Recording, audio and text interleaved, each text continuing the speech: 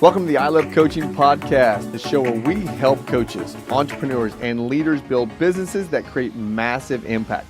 I'm Adam Roach, alongside my incredible co-host, Jess Weber, and we're here today to bring you the best strategies, mindset shifts, and real-life success stories to help you level up in your coaching journey. Whether you're launching your coaching business, scaling to 6 or 7 figures, or just looking for inspiration to push through, this podcast is your go-to resource. We're bringing you expert insights, real talk, and actionable items every single episode.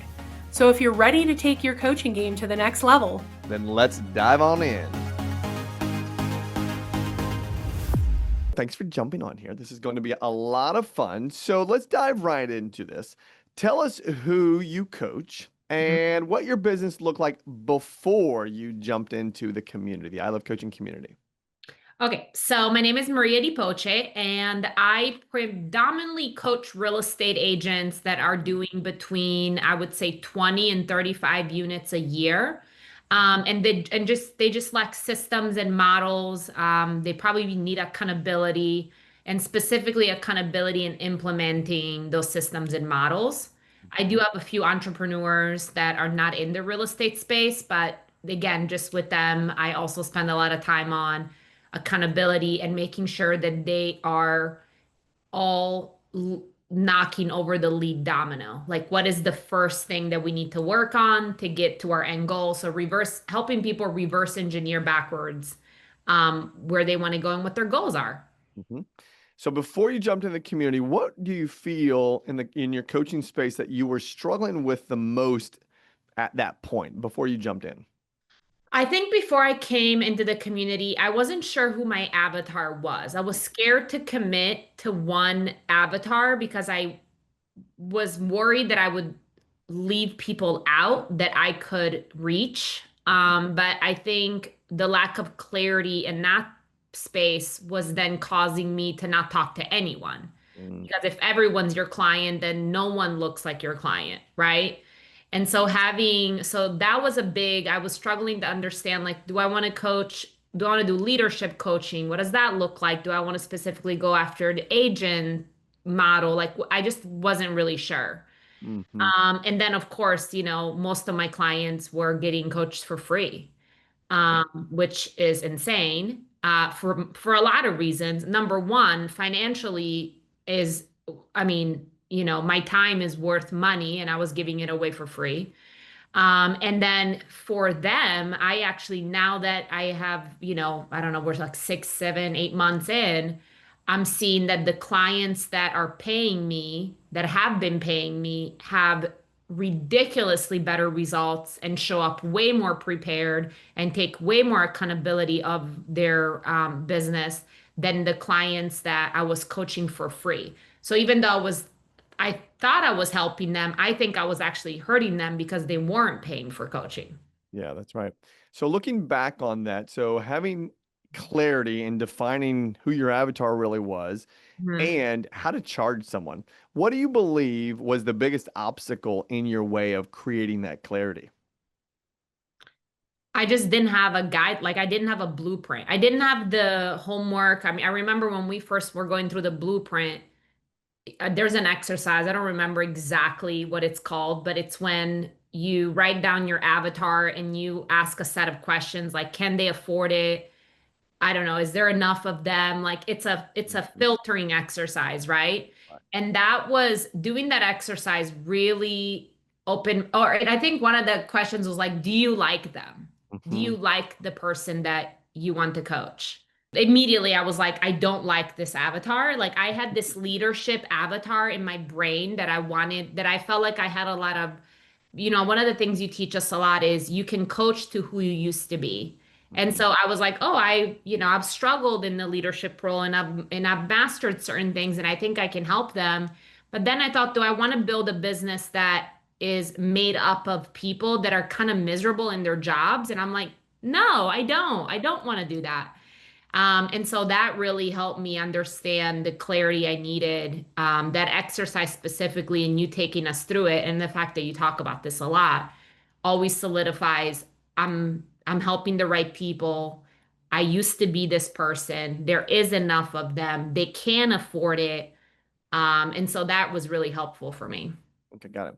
So before we go into your shift, I want to ask one quick question here.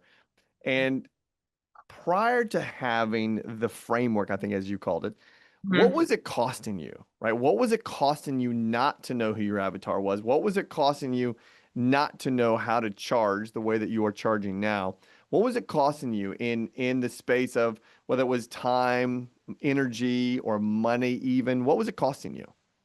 I mean, everything, right? Like I look at I look at the lifestyle that I have now, Mhm. and I just think when you don't know who you are and what you can bring to the world. Like I remember one of the things that you said to me very early on was like, Maria, like the world needs you and you for some reason are just fighting it. Like I don't know why. We need to fix that. But and that was a big aha moment for me because up until that point my world was very small. And I think sometimes you surround yourself with people that don't allow you to see outside of the immediate world you're in because it's convenient for them to keep you in that world. And for so like as far as what it's costing me, I mean, just it's hard to put a dollar sign to like happiness and joy and fulfillment and peacefulness. But I think that that to me is worth more than the money. And of course, the money's been really, really awesome to be able to step away from the team leader job and just be completely at peace with it, that it was a stepping stone that has served its purpose. And then to be able to replace that income, I mean, within, I think, 60 days and then being able to get to the point to where I have doubled my income now. And I just look at that and I go, and that's just the beginning. But what's nice is that I don't have to be worried. I think it's also like the unlimited income potential is exciting, where it's like, oh, just, I can just go build it bigger and I can just get more clients. I don't have to just make this much money because I only have this much energy. It's good. So we talked about how the creative clarity around the avatar was good for you. What were some other parts of the Real Coach method, the process and the blueprint that stood out and or just clicked for you? There was a bunch of things. I'm trying to think. Uh, for me, I think it part of it was like it was awesome to just have the confidence to be able to know that I'm following a proven model and system that has worked for others. And why would that not work for me? I just have to, it's like a recipe. I just have to make the recipe. So for me, like that all was very powerful. The blueprint, like absolutely. I did the homework. I did every single thing that you and Jess said, do this and then do this. All those red pages on the blueprint, none of them, like I've done some multiple times, right? And then the real coaching, like the to-do list, you guys had like a day one through, like I still have it because sometimes I'll go back to it and I'm like, oh, did I like do I want to do any of this? Like one of the things you guys have us do is like do daily affirmations, read Be Your Future Self Now, which is such a great book. So a lot of those things were great little building block towards, okay, I'm a coach now and I'm going to step into that identity and I'm going to embrace it, even though there's imposter syndrome coming at you like 24 hours, 7 days a week, right? Mm-hmm. But then you hang out with people that haven't seen you in a while and they're like writing notes of you just talking. And I'm like, are you taking notes of just what I'm saying? Like that's crazy. So yeah, so I mean, and I think so that's the beginning, right? Like having the blueprint and the mindset to do is and all that and the homework. And then I think also being around other coaches, like people that are maybe a little bit ahead of you like Dan and some of the other members of the community that have been so awesome that I could call Dan right now and he'd be like, I'll call you back if I'm in a coaching call or let's schedule some time. I actually called him last week because I was stuck on a client and he kind of gave me a few pointers. And it's nice to know that you're not in it alone, Right. that There's a community of coaches that you're all going through it together, that you all have challenges, that you all have wins, but you also have losses. And that has just like been awesome. That's good. That's really, really good. Yeah. What surprised you the most about the process? And we can define the process of having a survivor job, Mhm. believing that you could actually do this, following the blueprint, and now here we are 6, 7 months later, and not only has your income increased, your time has increased, your confidence has increased. So, what has surprised you the most about that process? Yeah, I think that that's it for me. Like what you just said, I feel like I have been this person all along. Like I'm not a I mean, 6 months is a long time and you can have a lot of breakthroughs, but I had all this information in my brain all along. I just wasn't utilizing it in the right way. And we always say who you're in business with matters, and that was just the key there. And I think if anything for me, I knew what that meant. Like I knew who you're in business with matters. I heard it for 10, 15 years.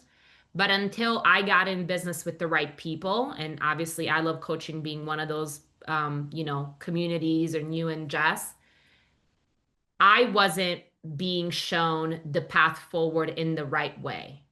So I think that that's been the most surprising thing to me is I'm like, oh my gosh, like I'm gonna have this month, next month, because I'm onboarding more clients in the next like quarter.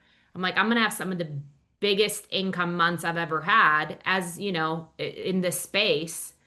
And I love every minute of it. Like, I look at my clock and I'm like, how is it already one? I have like 80 more things I want to do for my business today. Right. Instead of dreading every minute of, being in the office and, dealing with issues and not really being able to control the solution.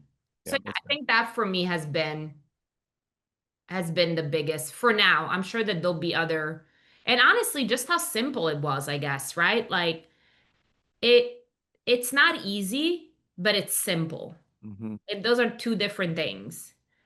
You have to do the work, but the simplicity of it is there. Like there's just it if you're not succeeding is because you're overcomplicating it.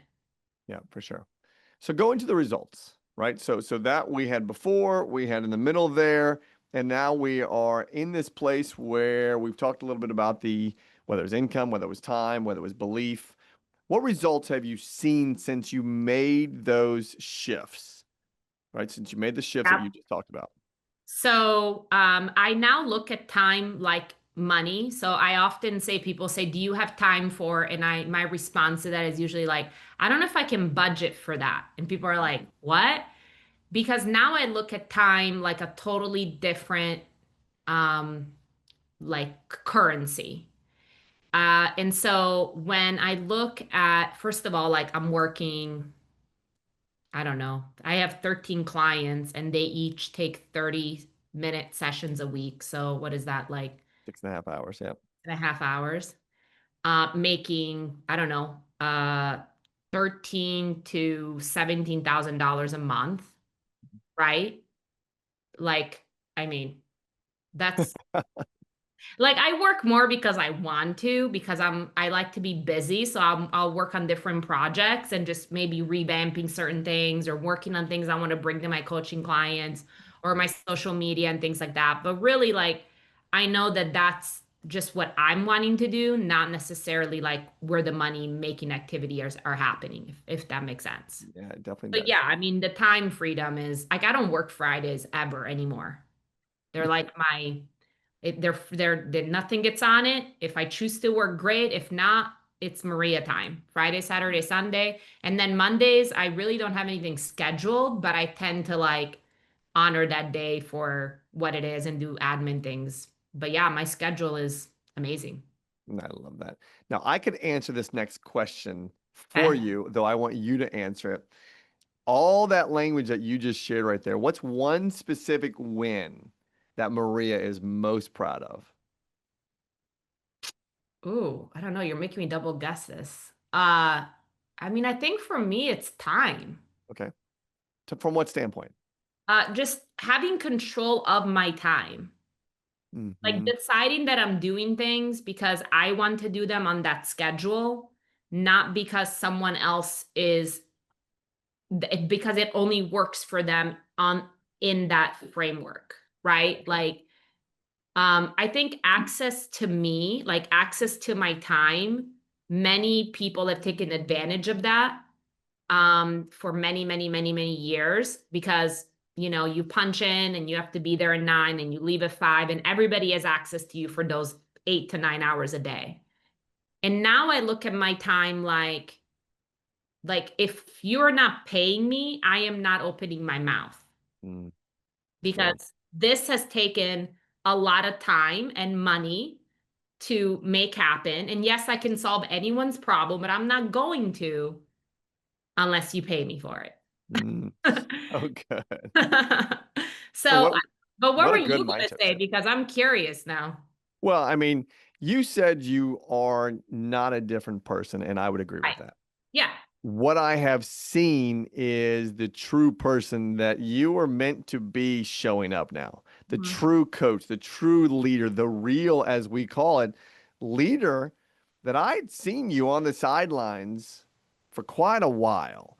And it was just a knocking on the door that said, "Hey, are you gonna open the door for me and Yeah. let me have a conversation with you?" And you did, right? And Yeah. that's what I'm most your Oh, biggest 100%. I mean, yeah. that is like, you nailed it. That is, you don't have access to certain parts of your brain when you are constantly in flight or fight mode. Mm-hmm. You just don't, Mm-hmm. right?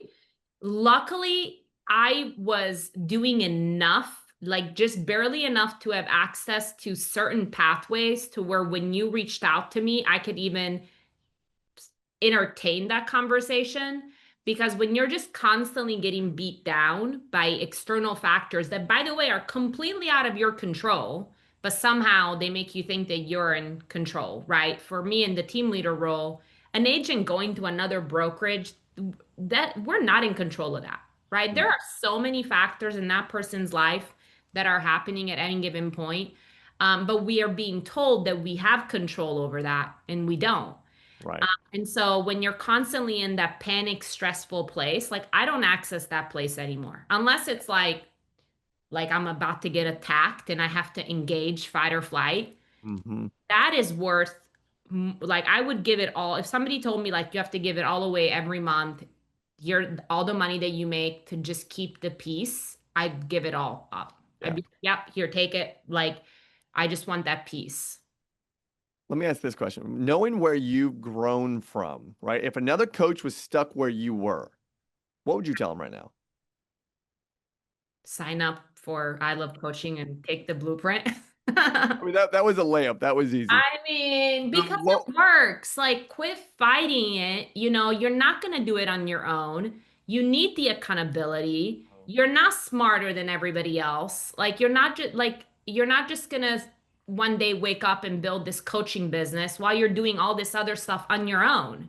Like, that was my biggest thing. And I felt like when I wrote that check for I Love Coaching, I'm like, here's my commitment, Mhm. right? Like I was like, here's a check, and I am going to go take I'm going to go make that money back, and then I'm going to go make that money make me money. Mhm. And I think that, and that was me before, because yeah, sure. I mean, we could have had that conversation, and I could have said, Adam, and I'm sure you have this all the time with people that say, I'm just going to do it on my own. What do I need you guys for? No, you need it Mhm. because you are not going, like, you need to pay attention. If you're not spending the money, you're not gonna. And I was like, all day Wednesdays are going to be coaching days. And so I specifically had a conversation with my boss at the time, and I said, hey, I need Wednesdays. This is to build my future. This is to build the income you guys are not allowing me to go make.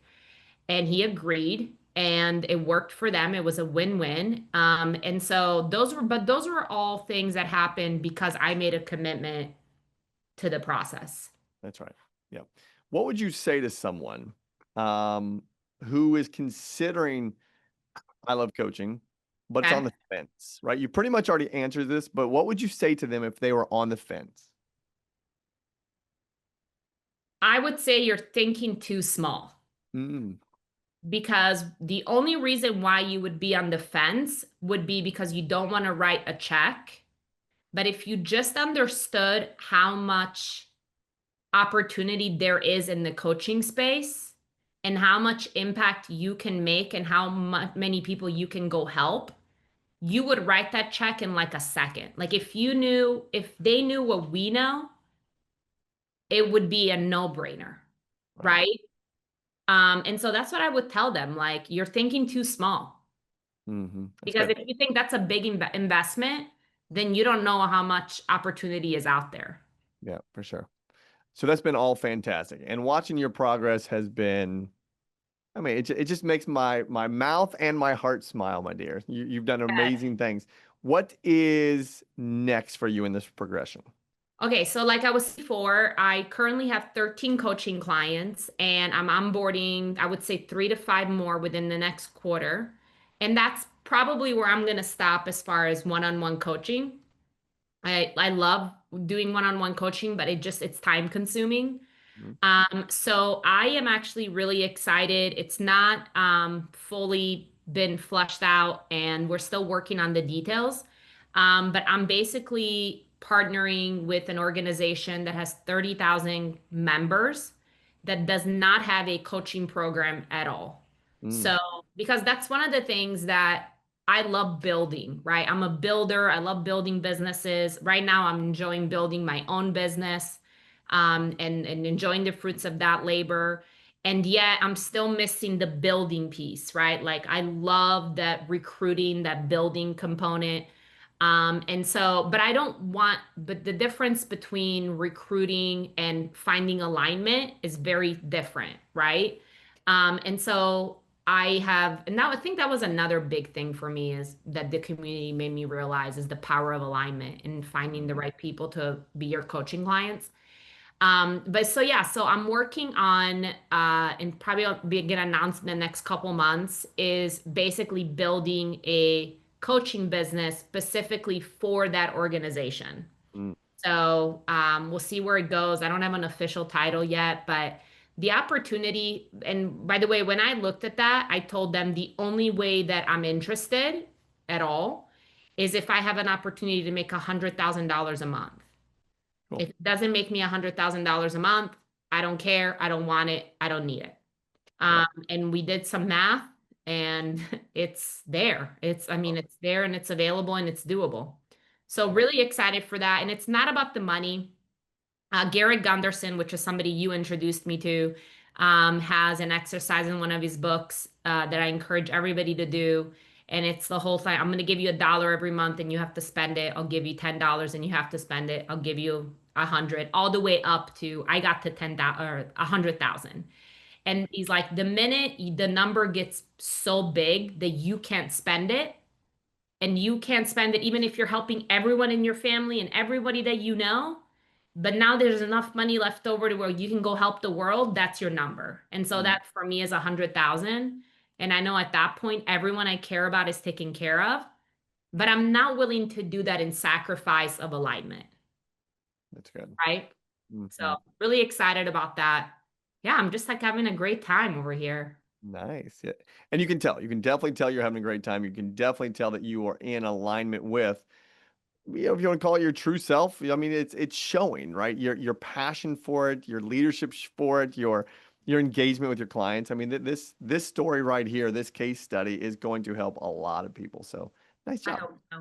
Thank you. So you're welcome. Thank you. Thank you and Jess for putting together the framework and the blueprint and the community. And I've enjoyed it. Obviously, you can tell I'm very active. But I participate in things that work. Yeah. And so thank you.